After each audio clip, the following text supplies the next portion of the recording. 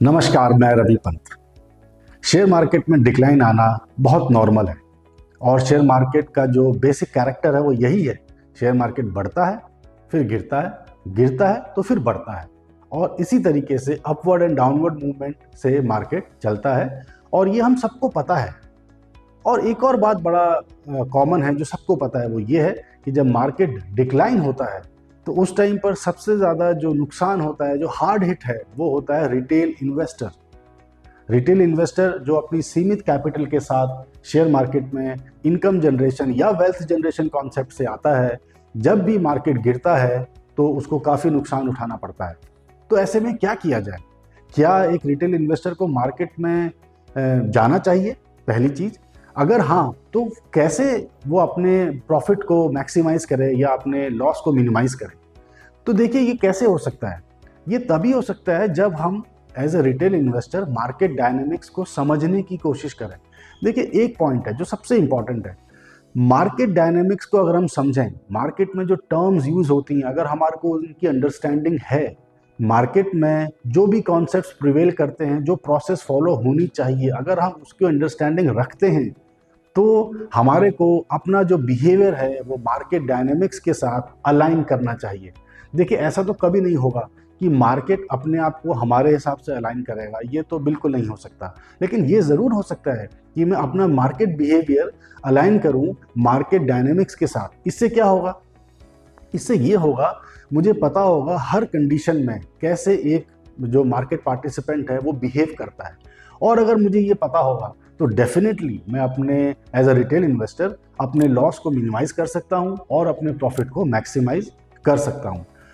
इसी प्रोसेस को आगे बढ़ाने के लिए कि हम कैसे मार्केट डायनेमिक्स को समझें, मैं ये वीडियो लेकर आया हूं और ऐसे और बहुत सारे वीडियोस में लेकर आऊंगा जहां पर हम मार्केट टर्मिनोलॉजीज को डिस्कस करेंगे, जिसमें हम ये बताएंगे कि वो मार्केट टर्मिनोलॉजी का एक्चुअली में मीनिंग क्या होता है और उसमें आम तौर पर कैसा बिहेवियर होना चाहिए, सो दैट जब हमें पता होगा तो कल के दिन हम भी उसी हिसाब से फिर बिहेव करेंगे, अपने आप को अलाइन करेंगे उन डिफरेंट मार्केट कॉन्सेप्ट्स के साथ, राइट। तो आज जो इस वीडियो में मैं आपको मार्केट डिक्लाइन पे इस्तेमाल होने वाले कुछ टर्म्स को डिस्कस करूंगा। देखिए, होता क्या है, वैसे तो ये टर्म सब जगह आपको अवेलेबल है, आप न्यूज़ सुनते हैं वहाँ भी मिलेगी, आप वेब पे भी पढ़ सकते हैं, बहुत सारी जगह अवेलेबल होता है। पर पॉइंट क्या होता है, नॉइस होती है सब जगह। तो एग्जैक्टली क्या करना है ये शायद कई बार हम मिस कर जाते हैं और कंफ्यूज कर जाते हैं। तो यहाँ पर मैं आपको सिंपल तरीके से ये बताना चाहता हूँ कि जो ये मार्केट टर्म्स हैं वो क्या हैं और उनमें एक आम बिहेवियर क्या होना चाहिए। तो मार्केट डिक्लाइन के लिए तीन तरीके की टर्म्स को ज़्यादा यूज किया जाता है: pull back, market correction and bear market, right. Pull back को हम यहाँ पे डिस्कस नहीं करेंगे और मार्केट करेक्शन और बेयर मार्केट को डिस्कस करेंगे। पुल बैक को क्यों डिस्कस नहीं करेंगे? Pull back very short term period के लिए होता है। कई बार ऐसा होता है कि पुल बैक जब तक हमें समझ में आता है तब तक वो रिवर्स होकर वापस से स्टेबलाइज होकर मार्केट अपवर्ड मूवमेंट रिज्यूम कर लेता है, इसलिए हम पुल बैक को यहाँ पे डिस्कस नहीं करेंगे, राइट। उसके लिए हम कभी कोई एक सेपरेट वीडियो बनाएंगे डेफिनेटली। अभी हम जो डिस्कस करेंगे वो है मार्केट करेक्शन और बेयर मार्केट। एक चीज़ और जो मैं यहाँ पे बताना चाहता हूँ वो ये है कि जब मैं बेयर मार्केट की बात करता हूँ तो बेयर मार्केट में मैं किसी इंडिविजुअल स्टॉक के बेसिस से बेयर मार्केट को डिस्क्राइब नहीं कर सकता। बेयर मार्केट को डिस्क्राइब करने के लिए हमें इंडेक्स के मूवमेंट के बेसिस से ही डिस्क्राइब करना होता है बेयर मार्केट को। तो index we all know, India के कॉन्सेप्ट में निफ्टी है, किसी और कंट्री के कॉन्सेप्ट में उनका अपना इंडेक्स हो सकता है, जैसे डाउ जोन्स है, निकाई है, राइट।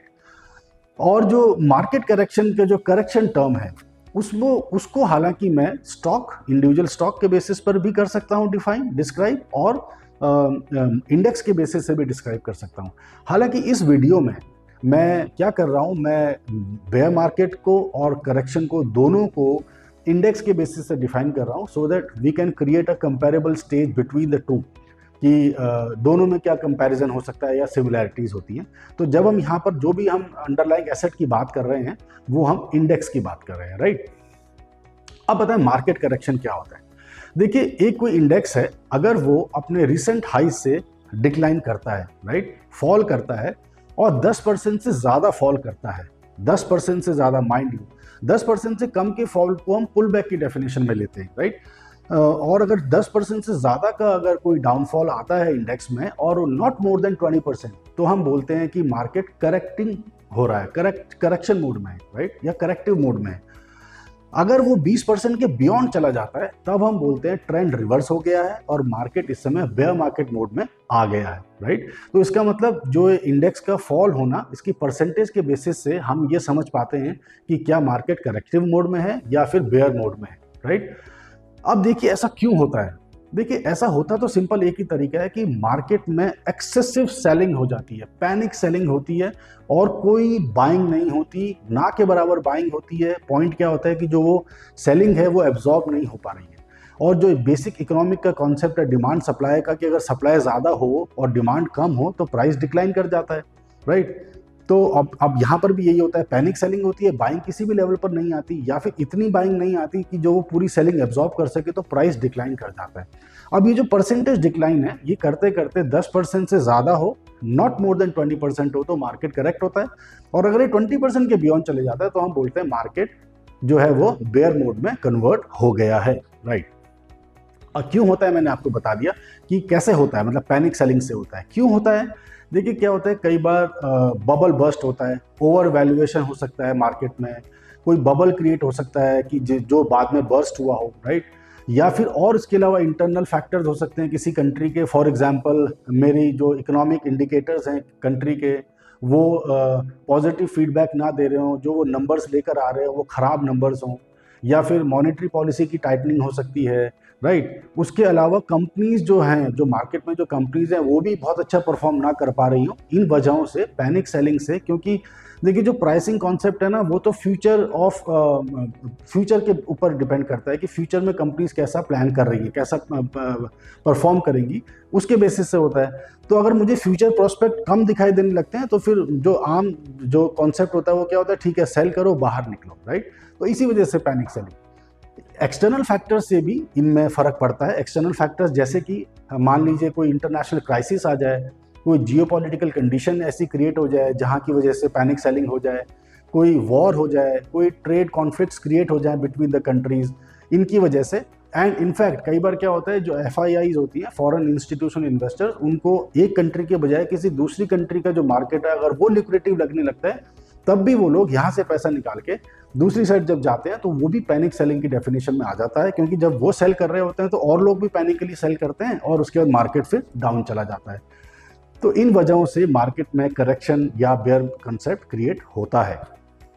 अच्छा, अब क्या देखिए, अब ये तो क्लियर हो गया कि 10% से ज़्यादा और 20% से कम में हम करेक्शन बोलते हैं और 20% से ज़्यादा में हम बेयर मोड बोलते हैं। हिस्टोरिकली क्या देखा गया है, हिस्टोरिकली ये देखा गया है कि ऐसा नहीं है कि हर करेक्शन आपको बेयर पे लेके जाता है। नो, ऐसा नहीं होता। 20-25 से ज़्यादा करेक्शन बेयर मोड आए हैं, लेकिन सारे के सारे आफ्टर करेक्शन नहीं है। मतलब ये है कि हर करेक्शन के बाद ये ज़रूरी नहीं है कि बेयर मोड आता ही आता है, किसी करेक्शन के बाद आ सकता है। वो कब होता है कि मान लीजिए बहुत अच्छा करेक्शन आ गया और साथ में जो रिसेशन आ गया, या फिर अनएम्प्लॉयमेंट रेट इतना ज़्यादा बढ़ गया, फॉलोड बाय बेयर मार्केट हो गया, या फिर जो इकोनॉमिक इंडिकेटर्स हैं वो इतने नेगेटिव हो गए, बेयर मार्केट मोड हो गया। तो ऐसा हर बार नहीं होता, राइट। तो इसलिए ये कहना कि हर बार बेयर मार्केट से पहले करेक्शन आएगा, गलत होगा, राइट।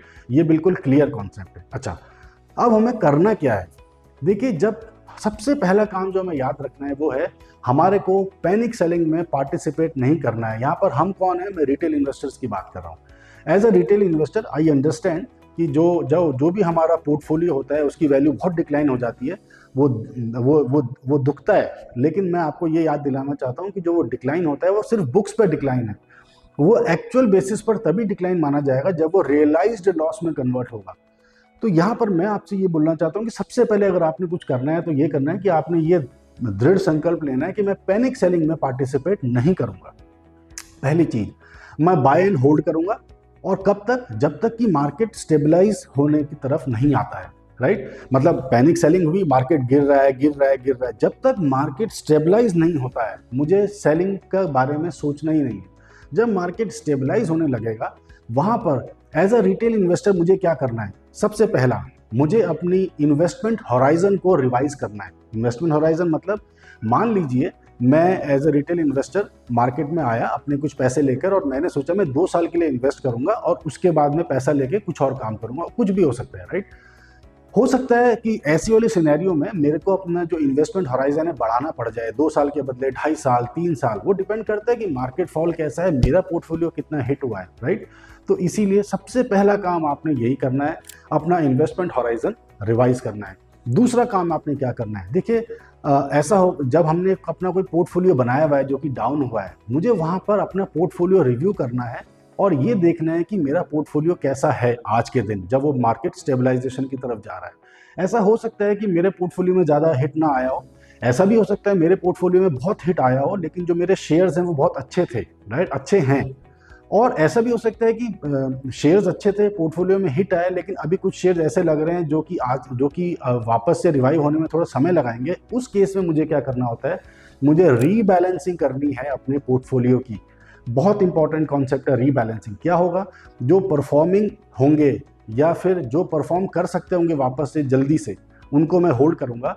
जो नॉन परफॉर्मिंग होंगे या फिर जिनके परफॉर्मेंस पर मेरे को क्वेश्चन मार्क दिखाई देगा, उनको मैं सेल कर दूंगा और नए ऐसे शेयर्स ऐड करूंगा जिनमें अगेन कुछ पॉजिटिविटी दिखाई देती है गोइंग फॉरवर्ड। इसको बोलते हैं रीबैलेंसिंग। देखिए एक बात यहाँ पर और बताता हूँ, जो सीजन्ड प्लेयर्स होते हैं, सीजन्ड प्लेयर्स के पास तो बहुत सारे कॉन्सेप्ट होते हैं इनकम अर्निंग के शेयर मार्केट से, चाहे वो गिर रहा हो चाहे वो बढ़ रहा हो। फॉर एग्जाम्पल, अगर मार्केट डिक्लाइन में मैं किसी सीजन्ड प्लेयर की बात करूं तो वो लोग शॉर्ट सेलिंग के जरिए भी इनकम जनरेशन करते हैं। शॉर्ट सेलिंग पर हम कोई सेपरेट वीडियो बनाएंगे। उसके अलावा वो लोग डिफरेंट हेजिंग टेक्निक्स भी यूज करते हैं। आज के दिन मैं आपसे सिर्फ यही बोल रहा हूं, आपको हेजिंग ना भी करनी आए कोई बात नहीं, कम से कम आपने पैनिक सेलिंग नहीं करनी है। हेजिंग के ऊपर भी हम कोई एक सेपरेट वीडियो बनाएंगे। अभी के लिए मैं सिर्फ यही बोलना चाहता हूं कि सीजन्ड प्लेयर को हम नहीं देख रहे हैं, हम तो एज अ रिटेल इन्वेस्टर अपने आप को बात कर रहे हैं। तो सबसे आसान मैं क्या कर सकता हूं, सबसे आसान, पैनिक सेलिंग में पार्टिसिपेट नहीं करूंगा। दूसरा, अपने इन्वेस्टमेंट हॉराइजन को रिव्यू करूंगा और अगर उसको चेंज करना पड़ेगा तो चेंज करूंगा। तीसरा, रीबैलेंसिंग ऑफ पोर्टफोलियो करूंगा। ऐसे पॉइंट पर यह भी हो सकता है कि मैं, अगर मेरे पास कुछ कैश रखा हुआ है, देखिए अगेन मैं वापस से पहले सीजन प्लेयर पर आता हूं। सीजन प्लेयर्स क्या करते हैं, they prefer, sometimes they prefer sitting on cash, right. वो उनके पास कैश होता है, कई बार वो कैश में बैठना पसंद करते हैं। हमें मतलब नहीं है सीजन प्लेयर से, मैं एक आम इन्वेस्टर की पॉइंट ऑफ व्यू से आपको बता रहा हूँ। अगर मेरे पास कुछ कैश है अवेलेबल, तो याद रखिए एक स्टेटमेंट है ना कि when others are greedy you should be fearful and when others are fearful you should be greedy. तो ऐसे पॉइंट पर जहां पैनिक सेलिंग होती है, वहां मैक्सिमम लोग फेयरफुल होते हैं, वहां पर आपको इन्वेस्टमेंट अपॉर्चुनिटीज ढूंढनी चाहिए और स्टैगर्ड वे में बाइंग करनी चाहिए। या फिर जो आपकी कैपिटल है, अगर आप स्टैगर्ड वे में कोई एक शेयर बाय करना चाहते हैं, बहुत अच्छा है।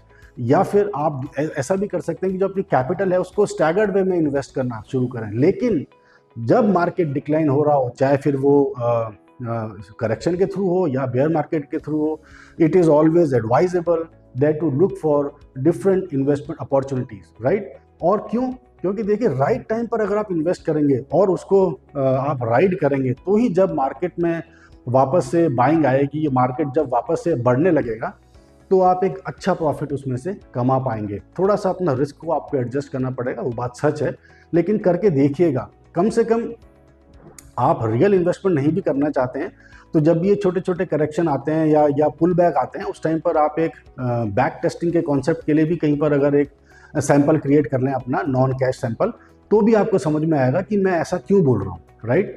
तो इसलिए याद रखिए, जब भी मार्केट डिक्लाइन हो, फिर चाहे वो करेक्शन मोड में हो चाहे वो बेयर मोड में हो, आपने पैनिक सेलिंग नहीं करनी है। याद रखिएगा मेरी सारी बातों को, और हम आगे भी मार्केट डायनेमिक्स के ऊपर अपने वीडियोस बनाते रहेंगे। तब तक के लिए happy investing and thank you.